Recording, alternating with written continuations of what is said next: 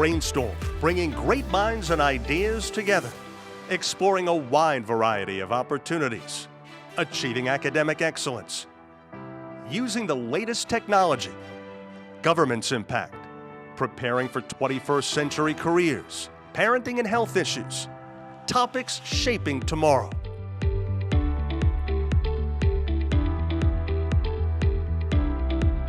Brainstorm with Lisa Willever, bringing great minds and ideas together.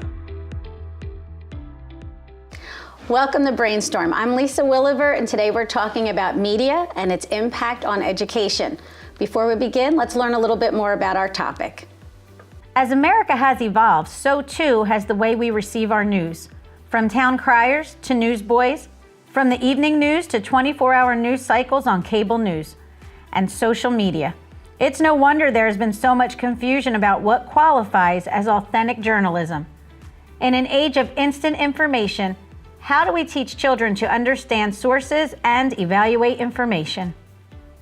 So I'm joined today by two veterans in the journalism industry. I have Kevin Shea from NewJersey.com and the Trenton Times, and retired reporter from WPVI in Philadelphia, ABC, Nora Muchanic. Nora, congratulations on your recent retirement. Thank you. It's pretty wild. Is it strange to be on this side of the table? It is totally weird, I have to tell you. It feels very, very strange because I've done talk shows before, so I will behave and do anything you want. But if you get the urge to rearrange our chairs, I'm all in. I'm all in. So you are the veteran. So I wanted to have you both come in today because I really think there's probably never been a time where the news has been more in the news. Every time you turn on the TV, it's breaking news, often about the news. So I want you to talk, I guess, first about what news really is supposed to be. You know, what is the purpose of news? Because I think we've kind of lost sight of it with the entertainment value and political and everything else. Like, what is news supposed to be, Kevin? Well, you know, if you ask me the definition of news, I would say it's part informative, part chronicling of events, and also some storytelling involved as well. It should be a mixture of those three things. The one thing about news is that it's got different components. You have breaking news, you have explanatory news, not breaking news, but things you can put together over several days, and then you have features and sports. So it's a really wide open topic in terms of what is news, but. Breaking news today is a lot different than it was years ago. I mean, a lot of the cable stations run breaking news all day. Everything's breaking all the time. And I guess when you have 24 hours to fill every day, that puts more pressure to keep people watching and tuning in. If you just kept playing the same stories, you'd probably lose your viewers. Right. It used to be that, whether you were in newspapers or you're in TV, you'd be filing for the next day. We'd Correct. be filing for 6 o'clock at night. And now with all the explosion of news shows, there's morning news, there's noon news. The news starts at 4 o'clock now. So it's a constant. There's no downtime. No. You're constantly producing. I wonder when I watch the news, because I do watch a lot of news, and I wonder how they prepare for it, because it seems like as soon as you sit down, back in the old days, you would prepare either for the next day or for that evening. Now it's happening in real time, which has to be hard to verify, has to be hard to know exactly what all the facts are when it's coming in that quickly. So I guess I'm assuming stations and news organizations are torn between getting it out accurately and getting it out in time. Well, I can tell you in TV, at least I know, sometimes say if there's a noon news conference and they're announcing things, and then you have a noon live shot to get the information to tell people because it's a big story. You're torn, or you're in that news conference for a couple of minutes and then you have to rip out and run out in front of the camera. So at that point, you just have the basics, and you have to take the rest of the day or the time to fill in and broaden the story and get all the facts together. Yeah, and there's that old saying, get it first, but first get it right. And is that actually a saying? Yes. We should tattoo that on every in the news TV. world. Now, it's different because, in the old days, they say, like in print, when newspapers were doing predominantly print products, printing the paper for the day, news reporters had all day to work on the story and get it right. And then if it was in print, and if you had it wrong, it was wrong all day. Now, with the way news organizations are publishing stories on the web and moving to a digital news format, we can post a story online and then fix it right away. from small little typos to major themes, or we can update the story live, and then it's worked on all day, and it's then put in the paper for the next day, like traditionally it used to be done. But the process is a lot more different on the print side, as they call it. We're not calling it the print newspaper anymore. We're calling it a digital news approach. We also happen to publish a paper as well. But the process starts a lot earlier, and it's always being edited and updated and polished. And so it makes, I think, for a better product throughout the day. And then now we're in the camp with the TV and the radio, where we're all doing the same thing at the same time. We just have different outputs. Right, because in TV now, and you have to do this as well, I think, you produce not just for the news shows, but there's also this whole social media component where you're tweeting, you are doing Facebook. They used to call them snackables when I was working for Channel 6, and it's because it's a 30-second little video. It's just like a little snack where you're sort of explaining what the scene is, telling them what's happening, what I'm going to tell you later on. And apparently the research shows that people will click on these things if they're short, if they're 30 seconds, 45 seconds. If it's a longer thing, they're not as inclined to click on it. But you have to keep filing these things during the day. So it's a whole new world these days. Correct. Well, I guess the social media does add these obstacles, some benefits, but then also the obstacles. And I think I read a study that said nearly 2/3 of Americans are now getting their news from social media. And for me, as a parent and as a former teacher, who, when we would teach kids, when we had a school newspaper, you have to, your who, what, when, where, and how, and you have to have your facts, and you have to ask a couple of people. And we also not only had a school newspaper, we used to play that little game called Whisper Down the Lane. So we would tell one student a sentence, and by the time it hit the 15th student, it was totally different.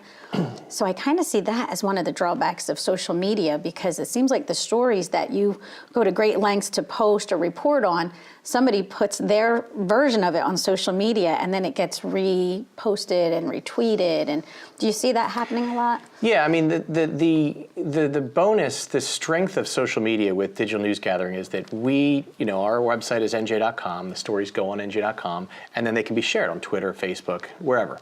Now, that story is going to get read on Facebook just the same way it's going to get read on nj.com, but if it's in somebody's feed, so to speak, then they can opine on it. They can, comment on it. Now, there's a difference between getting your news on, say, Facebook and getting your news from a story that's on Facebook. Now, people can post their own news, so to speak, blogs, bots, all sorts of things. Can people tell the difference between what they're posting and what you That's where you get into trouble. That's where this is that's that where the murky issues area, are. right? I mean, NJ.com stories are posted with the headline that's on NJ.com is posted on Facebook, and if you click on it, it takes you to the NJ.com story. The problem is that everybody, not everybody, but anybody with a computer and a lot of different organizations or bloggers, whatever, anybody can put a story on Facebook and make it look like it's coming from a legit news site.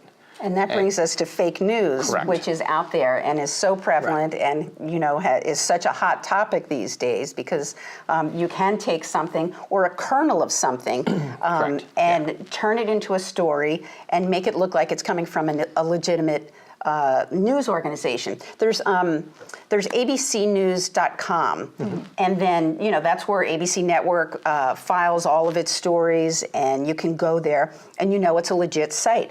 But on the web, you can find stories that say abc.com.co, and people need to, when they're reading this stuff, they need to pay attention to what the source is, because they're so good at making it look just like the real thing. I never knew that before. That's wonderful to share with the viewers. That's just an example of it. Correct. But there are all these stories that, and it got really dangerous last year. There was a story that was out on the web that Hillary Clinton was involved in a child sex ring that was working out of a pizza parlor in Washington, D.C., and some guy went in there and shot the place up. Yeah. I mean, these things, they have consequences, like real world consequences. And people need to be really careful about understanding that this is a legitimate source for news, and it's believable, and it's not one of these, crazy pieces of information that are extracted and blown up, and some people think they're the real thing.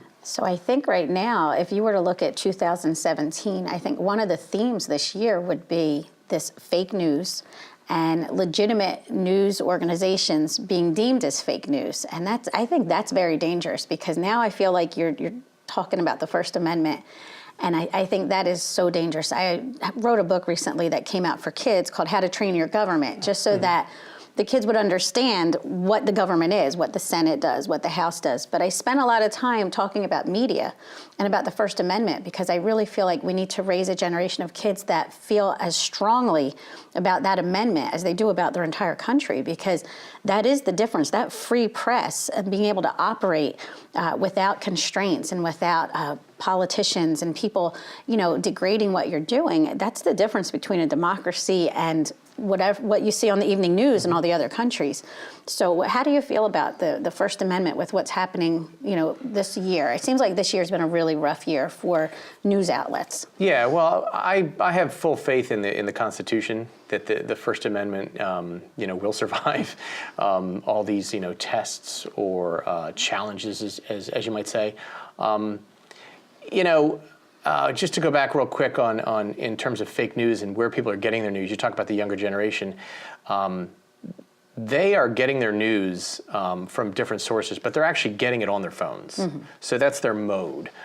So they're going to be on their phones getting news. The challenge is to get them to understand that if you see something on social media or Facebook, not to just believe it as I saw it there, is to click the link or to go to the site that it might be from. If it says ABC News and you're like, wait, that doesn't look right, go to abcnews.com. You can do that on your phone as well. Mm-hmm. I think that's the challenge, is that the social media platforms, the world is wide open.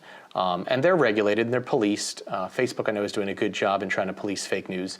But like anything, there's going to be some things that get on there that might not be real news, so to speak. So to me, it's all about trusting that wherever you get your news, whatever site or whatever you personally think is a trustworthy news site, you go to that site and you investigate it that way. But I mean, in terms of the Constitution, I have a lot of faith. I just want to add that I find this all really scary because reporters and the news media has been demonized. Mm-hmm. And I have no agenda other than to tell you what's going on, tell you what it means and how it affects you. And there's a really scary atmosphere when, some reporters have to be escorted out of events with Secret Service protection because this antagonism toward journalists has been so ginned up. So I find that scary. But I also want to talk about that there are ways for you to recognize some obvious fake news when mm-hmm. it's on whatever social media you're on or whatever website. There are headlines that will really grab you and be a little bit crazy, things that have a lot of exclamation points, a lot of misspellings. Those are things that you should really look for, because they're the red flags that will tell you this is probably fake. I also read that if the English doesn't sound right as we speak, if it sounds like somebody in another country who may have just learned to piece English together, mm-hmm. And it doesn't sound like our normal, the way we speak, that could be a flag. And you were talking about, you have a friend that, before we started recording, that teaches a class about this, but there are things that you should always ask yourself when you're reading something. Who writes the stories, if you can figure it out, who benefits from the story, and who is the story leaving out, or who is it not covering? So these are sort of critical questions that you should be asking yourself if you're not sure this is real news or this is fake news. You know what? We are going to take a break, and we are going to come back with more tips on how to identify real news from fake news. We'll be right back.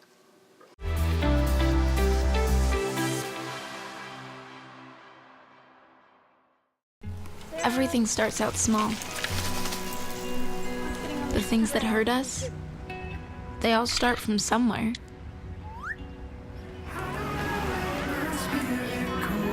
The words we say, the things we do, they can grow into something else.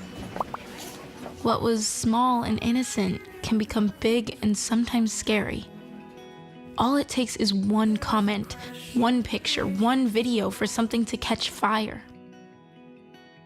But a big problem doesn't need a big response. Not at first. Even if we don't know what to say, the eye emoji can be that first step we take. Let's all pledge to take that first small step together and change the world in a big way. I'm a witness, and so are you.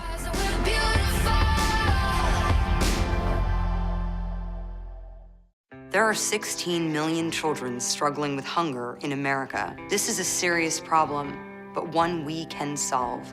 Visit feedingamerica.org to help. Together we can solve hunger. Together we're feeding America. We just finished dinner and it was time for homework. He hates homework. I know he's bright. Why is it so hard for me? He's I'm just trying gotta as try a hard little as harder. I can. 1 in 5 children struggle with learning and attention issues. Go from misunderstanding to understood.org.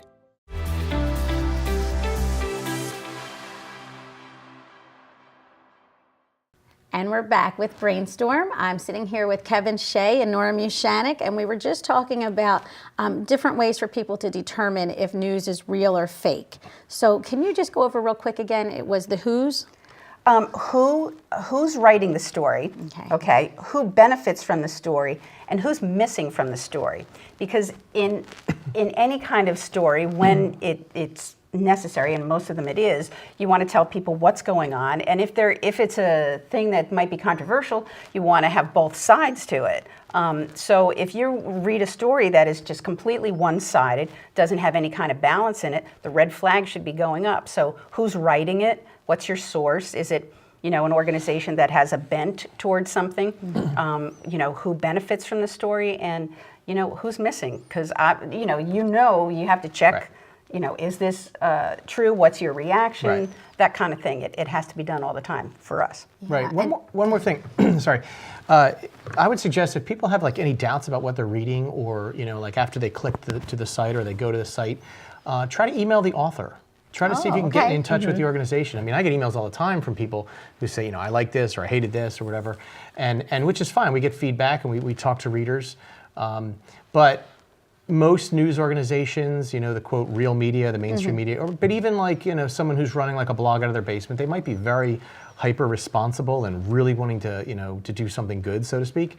But they should have some sort of contact information. It should be a real email address. You should get a response. You should get some sort of feeling hey, these people are actually in Trenton or New York or Philadelphia, and this seems like a real organization. Send them an email. Click around their site. Try to find out.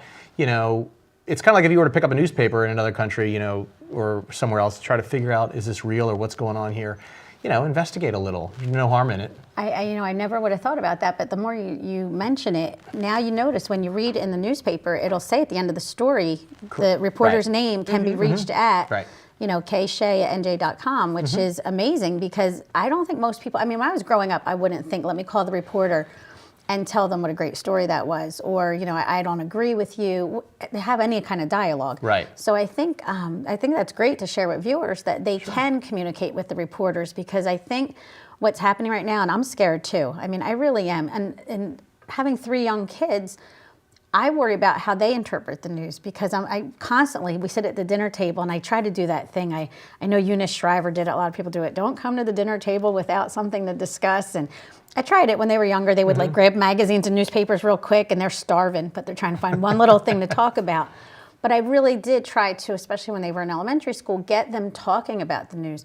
But now it just seems like it's rapid fire. I don't know that people are prepared for what's happening right now. And not only that, but when we were, coming up, facts are facts. There are not alternate facts. Facts are facts. They're indisputable, right? Yes. And so you didn't get to make up another set, and that's what's happening. So I can imagine for kids and for adults, it's really hard to say what's real, what's going on, because it's getting confusing. And if your parents subscribe to one network, and that's all you hear, then you kind of are groomed into that network, whichever one it would be. The echo chamber. Yeah, and I try to, I've always told my kids, you have to watch different channels, even if you don't agree, and even if it's driving you crazy. Watch the other channels, because you need to know how other people are thinking. You need to know when you have a conversation with somebody, where are they getting their information, and what have they heard? And you might learn something from them, they might learn something from you, but this whole idea of you have to pick kind of a team, and believe everything that team says, regardless of the fact that they may be getting information from other countries and people who don't have the best intentions. I mean, have you seen that when you were? Well, I want to tell people that there are two places right off the bat where you can go and check things if you're not sure. Factcheck.org is one place, and politifact.com. These are places where if you're hearing statistics or information or claims that you're not sure about, you want to see if they're real, you can go there and you should be able to verify those things. That is amazing. Now, when you do a story, let's let the kids know especially. I know there are a lot of kids who do school newspaper.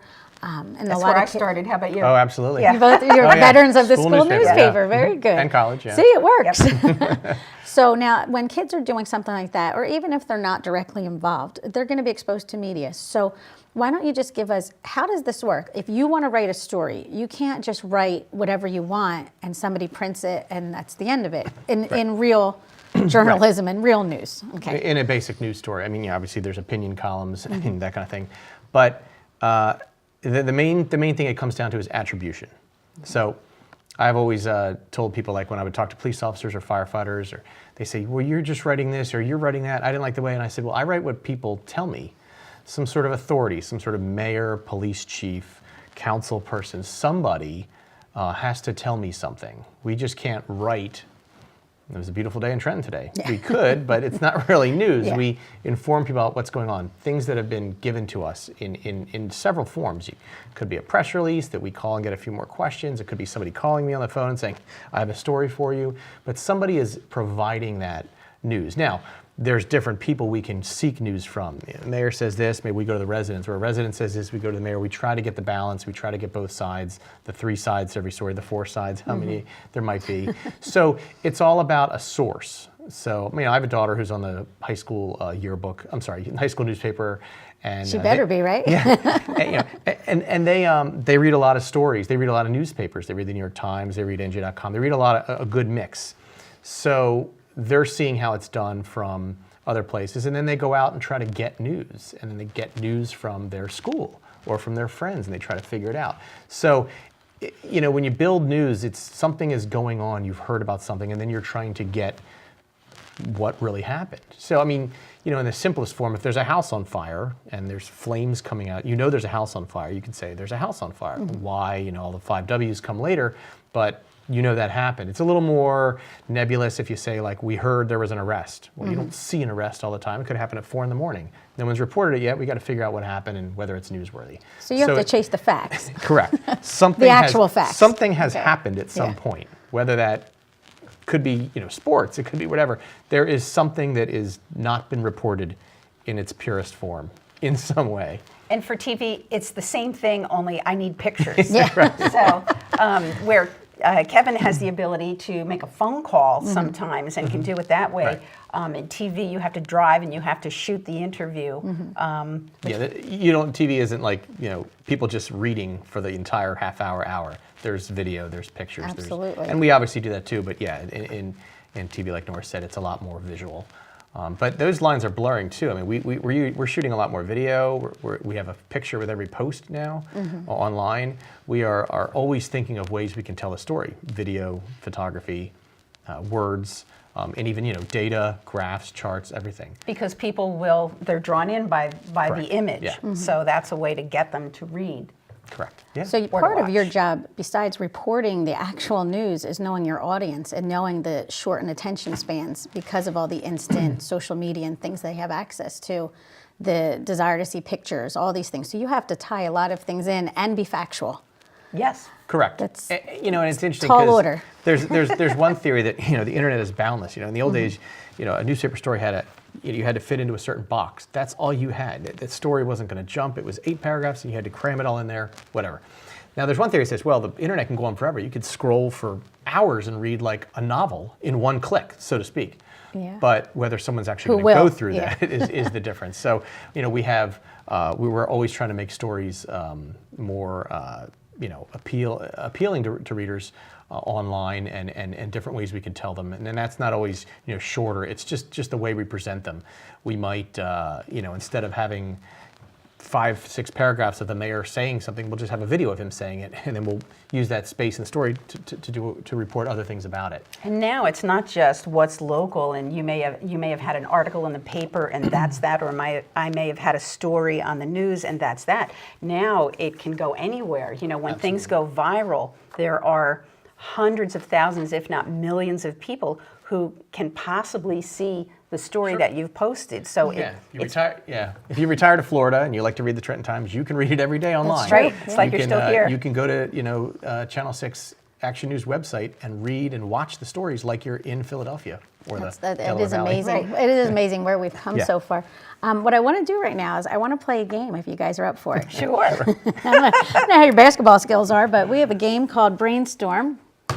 And we, in the tradition of brainstorming, will go over some ideas. If they're good, we'll keep them. And if they're not, you guys can fight over who balls it up and tosses it in the not my son's garbage can, the basket. It's lovely. Yes, isn't that cute? Here we go. Now think hard. Number 1, all media is created equally and follows the same rules. Is it okay? Yeah. All right, good. Oh, there you go, assist. There you are. Number 2, authentic journalism follows strict codes and rules to ensure accuracy. I think that's a keeper. Yeah, absolutely. Okay, It says there all we journalism, go. right? Oh, authentic journalism. Yes, Authentic, absolutely. right. Social media is a great new way to follow the news. Yeah, it is. I mean, like we have a whole As long as you generation can of people tell who what's- do not there you sit go. in front of the TV set or read the paper. They're on their phones. Right. Number 4, facts. All right, don't kill me for this one. Facts don't actually have to be true. Here, I'll take it. There you go. thank You got that one? Good job. right, There 2 you are. points. Idea 5. It's too hard to figure out what is real news and what isn't. No, it's not too No, hard. it's not that Just hard at you all. have to know I how would to just do kinda it, like rip right? that one. Just like And we could each it's do a it. little hard. There you go. There, go for it. It's not too hard. You just have to do your work. You have to do it. That's it. And I hope kids that are watching, and I hope parents teach their kids to do that because that's so valuable right now. Idea 6 is learning to be savvy news consumers starts in childhood. Yeah, Sure. I'm with that. Yep, Okay. absolutely. I agree. Number 7, it's important to know the source of your information. Absolutely. Sure. Okay. And there isn't a significant difference between news and opinion. There's a big difference. Big difference, yeah. There is a huge difference. There and is. you know, And it's important to know the difference. And I Correct. think that's what as we're getting ready to end this episode, I just want to make sure kids and their parents know to know if you're watching a journalist or if you're watching somebody, a commentator or somebody who's just there to give you their thoughts and their opinions of it. So I can't thank you enough. I think this topic is so timely, and what you did today was really clear up a lot of it for the viewers. So thank you both for joining us. It's been and fun. I My hope pleasure. you'll join us next time for Brainstorm.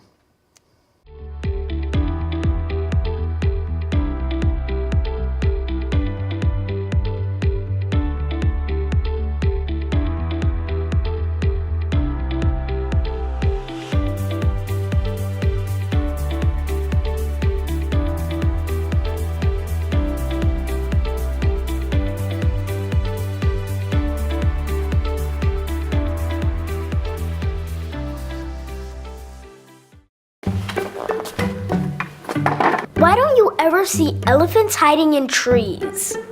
Because they're really good at it.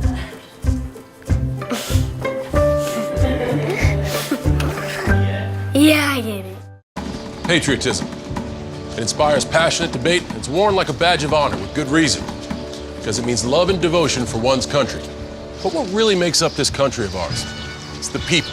To love America is to love all Americans.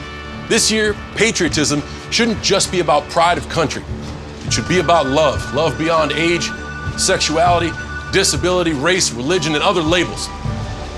Because love has no labels.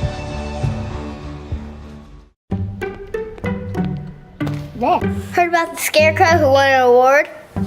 He was outstanding in his field.